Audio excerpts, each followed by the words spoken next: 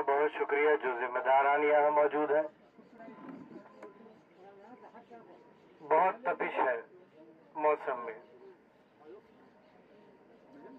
चाहे मौसम की तपिश हो या सियासी तपिश हो।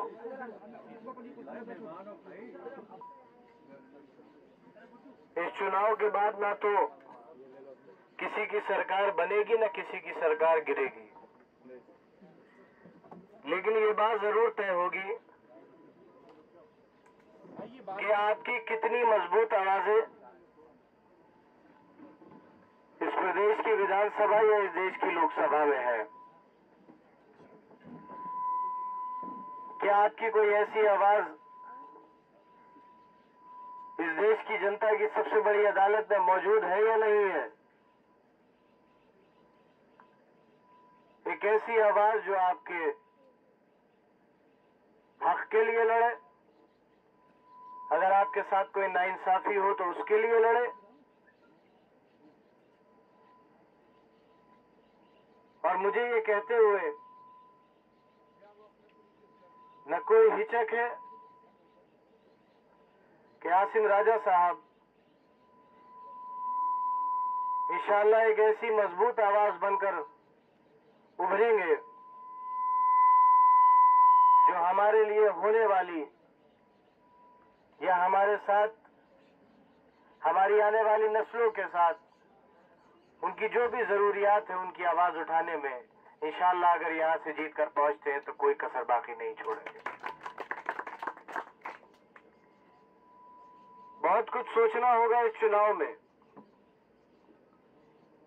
जो हालात मुल्क के हैं, जो हालात आपके सूबे के हैं, जिस तरीके का नफरत का माहौल, दहशत का माहौल बनाया जा रहा है,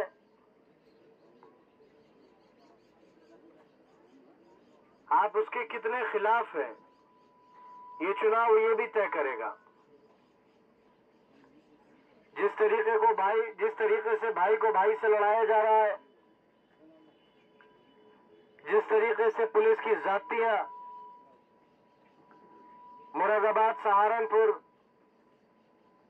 और इलाहाबाद में सामने आई है,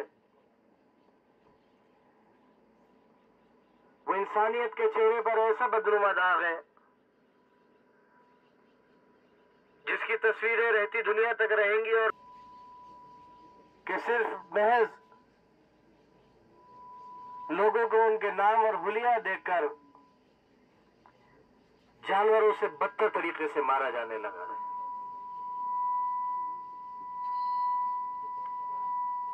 राजा साहब ने सही कहा, हमारा मुल्क एक गुलदस्ता है। इस गुलदस्ते में तमाम फूल, तमाम मजहबों को मानने वाले, तमाम आस्थाओं को मानने वाले, और मैं जिम्मेदारी से कहूंगा कि इस देश में रहने वाला कोई धार्मिक व्यक्ति, कोई अच्छा मुसलमान, कोई अच्छा हिंदू, कोई अच्छा सिख, कोई अच्छा ईसाई कभी किसी दूसरे मजहब का अपमान नहीं कर सकता। ऐसे लोग जो दूसरों के मजहब का मजाक उड़ाए,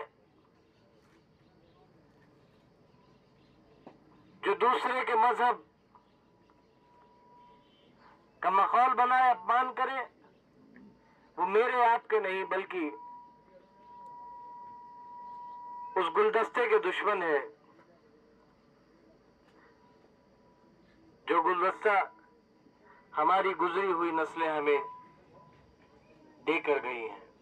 और ऐसे लोग जो मजहब के नाम पर आपको लड़ाना चाहते हैं, उनको हराना है, उस सोच को हराना है। और इंशाअल्लाह उम्मीद है मुझे कि जिस तरीके से आज तक आप सबने न मेरा न मेरे वालिद का कभी सर नहीं झुकने दिया, इंशाअल्लाह आगे भी कभी नहीं झुकने देंगे। और देखो, एक वो कसक 307 वोटों की बिलासपुर से रह गई।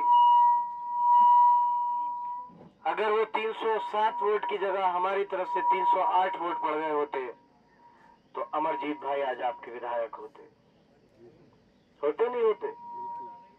आपकी की एक आवाज विधानसभा में होती, इसलिए कुदरत ने हमें एक और मौका दिया है कि हम अपनी उस जरा सी कमी को पूरा करें और वो कसक खत्म करें।